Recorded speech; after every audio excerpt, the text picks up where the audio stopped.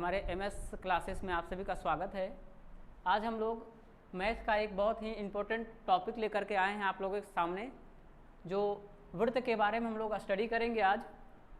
इस वीडियो में आप हमारे साथ अंत तक बने रहिए, हमारा विश्वास है और अब मैं आप लोगों को भी विश्वास दिलाता हूँ कि आज अगर वृत्त पहली बार पढ़ रहे होंगे तो भी आपको कहीं कोई समस्या नहीं होगी। एक एक करके हम लोग वृत्त के सभी कंपोनेंट्स के बारे में, जितने इसके भाग होते हैं सभी के बारे में एक एक करके समझने की कोशिश करेंगे और विश्वास है कि आपको अच्छी तरह से समझ में आएगा। तो हमारे साथ वीडियो में बने रहिए अंत तक। आइए शुरू करते हैं। सबसे पहले वृत्त किसे कहते हैं, तो हम देख सकते हैं कि किसी समतल में एक निश्चित बिंदु से समान दूरी पर स्थित समस्त बिंदुओं से बनी आकृति को वृत्त कहते हैं। जी हाँ, आप लोगों ने सही सुना कि किसी एक समतल में किसी निश्चित बिंदु से, देख सकते हैं एक बिंदु हमने कंसीडर किया है O, जो एक समतल में है, और इसी बिंदु O से एक समान दूरी पर जितनी भी बिंदुएं हैं उन सभी बिंदुओं को मिलाने के बाद जो एक संरचना का निर्माण हुआ, एक जो क्लोज्ड फिगर बना, एक जो बंद आकृति का निर्माण हुआ, इसी को हम लोग वृत्त कहते हैं। अब इस निश्चित बिंदु को, जहाँ से हम लोग वृत्त बनाने के लिए प्रारंभ किए, इस निश्चित बिंदु को वृत्त का केंद्र कहते हैं।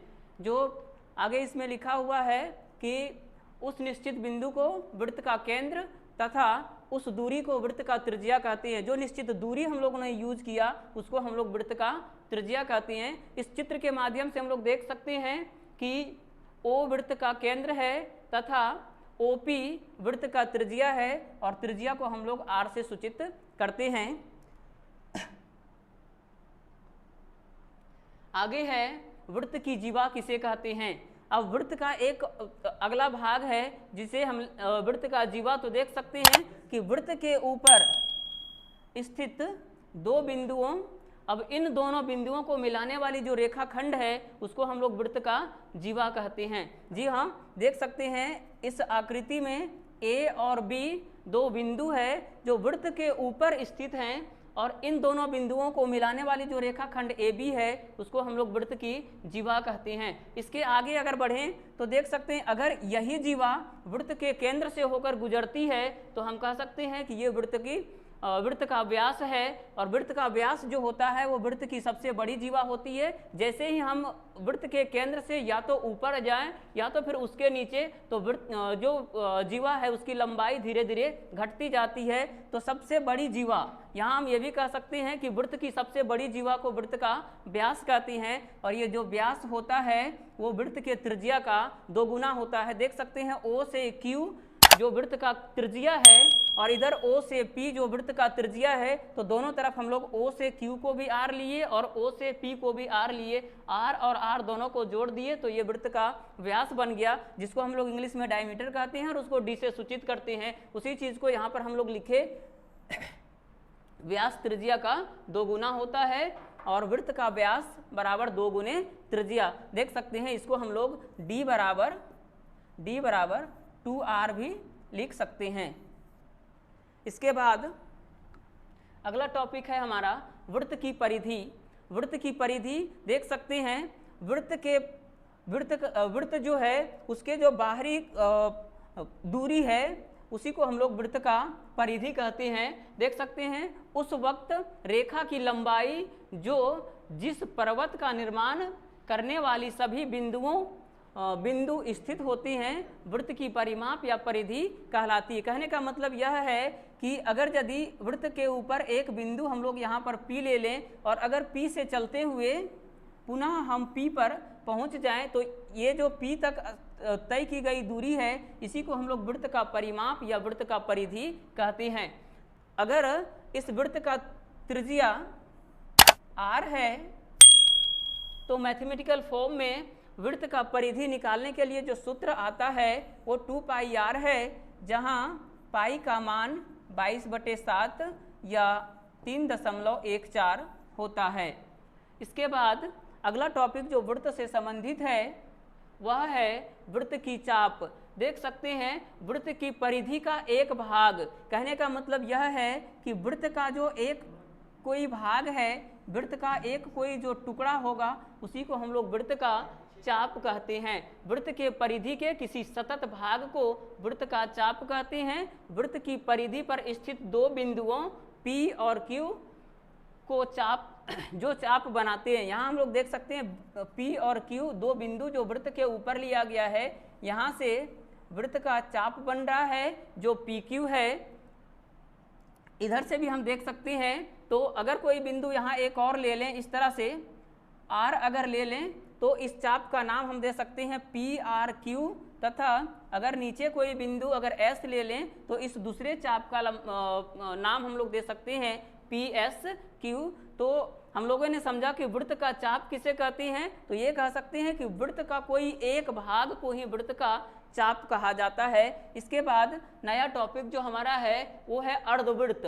अर्धवृत्त, अभी हम लोग व्यास देख रहे थे कि व्यास कोई वृत्त का एक जीवा जो उसके केंद्र से होकर गुजरता है वो वृत्त को दो बराबर भागों में बांट देता है। तो इन दोनों भाग को हम वृत्त का ये अर्धवृत्त कहते हैं। जब वृत्त दो भाग में बढ़ जाता है, देख सकते हैं कि AB जो है एक रेखा खंड है जो उसके केंद्र से होकर जाता है, जिस व्यास कह सकते हैं इसको। अब ये जो AB है इस वृत्त को दो बराबर भागों में बांट दिया, जिसमें APB एक भाग है वृत्त का APB और दूसरा भाग इसके नीचे जो है वो है AQB।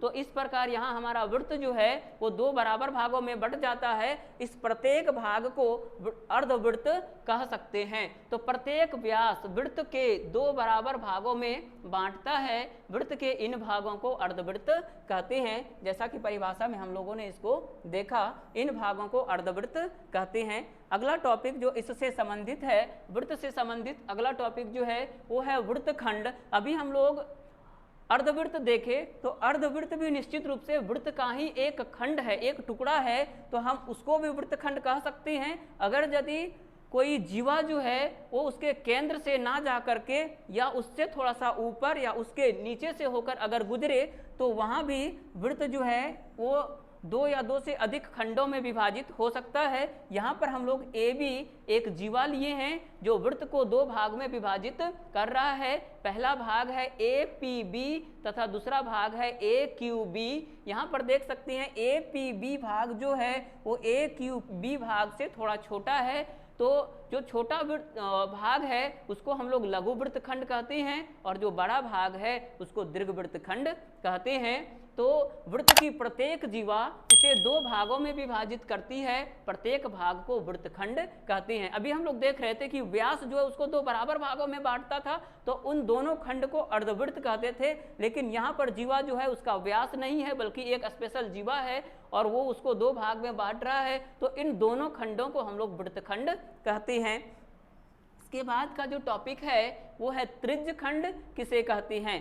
त्रिज्यखंड देख सकते हैं, त्रिज्यखंड जो इस आकृति में बना हुआ है, तो हम ये कह सकते हैं कि किसी वृत्त की एक चाप, किसी वृत्त की एक चाप और विभिन्न त्रिज्याओं देख सकते हैं OB और OA, हम लोग यहाँ दो त्रिज्या लिए हैं और AB जो है एक चाप है। इस चाप के द्वारा तथा इन दोनों त्रिज्याओं के द्वारा जो आकृति का निर्माण हुआ उसी को हम लोग त्रिज्यखंड कहते हैं। तो ये कह सकते हैं कि दो या दो से अधिक त्रिज्याओं तथा एक चाप द्वारा घिरी हुई आकृति को त्रिज्यखंड कहते हैं। और दोनों त्रिज्याएं जिस कोण के साथ झुके होते हैं उस कोण को हम लोग त्रिज्यखंड का कोण कहते हैं। आगे चल करके जब हम लोग त्रिज्यखंड का क्षेत्रफल ज्ञात करेंगे या चाप की लंबाई ज्ञात करेंगे तो इसी थीटा कोण को यूज करेंगे। हालांकि फॉर्मूला के लिए अभी हम लोग चर्चा नहीं कर रहे हैं, उसका चर्चा बाद में करेंगे, उसके लिए एक नया स्पेशल वीडियो हम लोग अपलोड करेंगे फिर से। तो यहाँ पर हम लोग देख सकते हैं कि ये जो OA और OB है इस वृत्त को दो भाग में बांट रहा है, जिसमें OAB एक भाग है जो इस वृत्त को दो भाग में बांटने के बाद एक छोटा भाग है जिसको हम लोग लघु त्रिज्यखंड कहते हैं, और इसी में एक बड़ा भाग है जिसको हम लोग दीर्घ त्रिज्यखंड कहते हैं। जिस तरह से वृत्तखंड का भी दो रूप है, दो प्रकार है, एक लघु वृत्तखंड और एक दीर्घ वृत्तखंड। ठीक उसी प्रकार त्रिज्यखंड भी दो प्रकार का होता है, एक लघु त्रिज्यखंड और एक दीर्घ त्रिज्यखंड। ये डिपेंड करता है उसके त्रिज्यखंड के कोण के ऊपर। तो अगला टॉपिक है जो हम लोग का इससे संबंधित, वो है केंद्र रेखा किसे कहते हैं। यहाँ केंद्र रेखा क्या है, इस चीज को हम लोग समझने की कोशिश करेंगे। तो यहाँ पर दो अलग अलग वृत्त होंगे और उन दोनों वृत्तों के केंद्र को जो मिलाने वाली रेखा खंड होगी उसी को हम लोग केंद्र रेखा कहते हैं। जैसा कि यहाँ परिभाषा में दिया भी गया है, यहाँ हम लोग इसका चर्चा किए हैं कि किन्हीं दो वृत्तों के केंद्रों को मिलाने वाली रेखा को उनकी केंद्र रेखा कहते हैं। तो यहाँ पर हम लोग दो वृत्त लिए, एक का केंद्र O और दूसरे वृत्त का केंद्र को O डैश लिया गया है। यहाँ पर देख सकते हैं O और O डैश को मिलाने वाली जो रेखा खंड है O डैश, वो केंद्र वृत्त के लिए केंद्र रेखा कहलाती है। इसके बाद का जो टॉपिक है वो है संकेंद्रीय वृत्त। संकेंद्रीय वृत्त, संकेंद्रीय वृत्त वैसा वृत्त जो एक ही केंद्र से विभिन्न त्रिज्याओं की अगर वृत्त बनाया जाता है तो उन सभी वृत्तों को संकेंद्रीय वृत्त कहते हैं। मतलब ये कह सकते हैं क्या कि सभी वृत्तों के लिए केंद्र जो होगा वो उभयनिष्ठ होगा। तो एक ही केंद्र से विभिन्न त्रिज्याओं की बनी हुई सभी वृत्त को संकेंद्रीय वृत्त कहते हैं। यहाँ देख सकते हैं हम लोग वे वृत्त जो एक ही बिंदु को केंद्र मानकर और भिन्न भिन्न त्रिज्याओं को लेकर खींचे जाते हैं संकेंद्रीय वृत्त कहलाते हैं। इंग्लिश में इसी को कोसेंट्रिक सर्कल भी कहा जाता है। देख सकते हैं इस वृत्त में पहला जो वृत्त है उसके लिए त्रिज्या हम लोग लिए थे OA और केंद्र O। दूसरा जो वृत्त बनाया गया उसके लिए भी केंद्र तो समान है, उभयनिष्ठ है दोनों के लिए, इसके लिए त्रिज्या लिया गया OB। इसके बाहर और भी वृत्त बनाया जा सकता है, इसके अंदर भी वृत्त बनाया जा सकता है, बस केंद्र को उभयनिष्ठ रख करके केवल त्रिज्या को बदलते जाना है, नए नए वृत्त। अगला टॉपिक जो है यहाँ से संबंधित वो है उभयनिष्ठ जीवा किसे कहते हैं। उभयनिष्ठ जीवा, अगर यदि दो वृत्त एक दूसरे को प्रतिच्छेद करें या दो वृत्त एक दूसरे को काटते हैं किसी भी बिंदु पर, दो बिंदुओं पर अगर दो वृत्त एक दूसरे को काटते हैं तो उन दोनों बिंदुओं को जो मिलाने वाली रेखा खंड होती है उसे उभयनिष्ठ जीवा कहते हैं। इस आकृति में हम लोग देख पाते हैं कि दो वृत्त है जो एक दूसरे को विभिन्न बिंदुओं P तथा Q पर प्रतिच्छेद करती है। तो P से Q को मिलाने वाली जो रेखा खंड है उसी को हम लोग उभयनिष्ठ जीवा कहते हैं। उसी चीज को यहाँ पर हम लोग परिभाषा इसका लिखे हैं कि यदि दो वृत्त एक दूसरे को काटे तो प्रतिच्छेद बिंदुओं को मिलाने वाली रेखा खंड को उन वृत्तों की उभयनिष्ठ जीवा कहते हैं। इस प्रकार हम लोग इस वीडियो में देखें कि जो वृत्त है उसके विभिन्न कंपोनेंट्स, जो विभिन्न अवयव हैं, उसको किस प्रकार परिभाषित कर सकते हैं।